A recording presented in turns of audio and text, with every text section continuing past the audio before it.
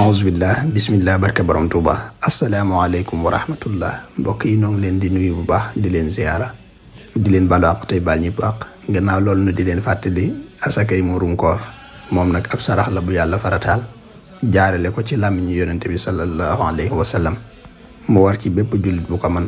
moo xam góor la wala jigéen mag wala ndaw mu génneel ko ñi nga xam ne moo leen war a dundal jullit bu ko man nag mooy koo xam ne am na lum dundee ci bisu korite gi moo ko njabootam ba mu des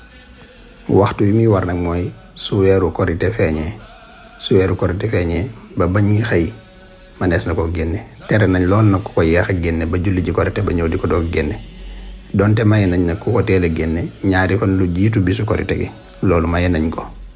ci liñ ko war a génne nag mooy ab dund maanaam aw ñam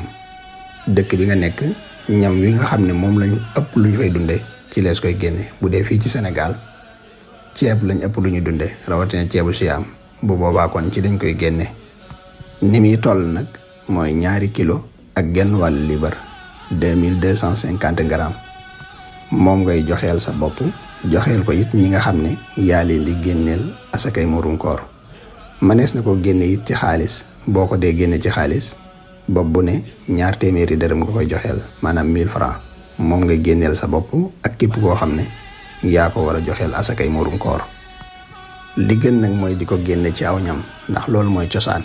donte nag dagan nañ ñu di ko génne ci xaalis kiñ ko war a jox nag mooy ab jullit boo xam ne dafa ñàkk nga xam ne amul dara lum dunde wala sax am na lum dunde waaye lim am da koo doyu ko ab dundu ñi nga xam ne yaa leen war a génneel asakay muurum koor bokk na ci rek mooy sa njaboot borom kër gu ne moo ko war a génneel boppam génneel ko it ak njabootam muy ay doomam yu góor ak yu jigéen bu dee yu góor ba keroog ñuy kàllafe majeur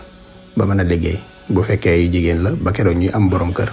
say waajur it bu fekkente ne dañoo amul yaa leen ko war a génneel yàlla nu sunu borom nangul sunu koor te sellalal nu ko te làqal nu ko fu yàq yëgul te fulal nu ko barakatu Cheikh El Khadim ñu ngi baalu ñi paax tey baal ñi paax di ñaan sunu borom mu may nu yàgg koo fekke te yàgg koo tal te di ko man ni mu ko diglee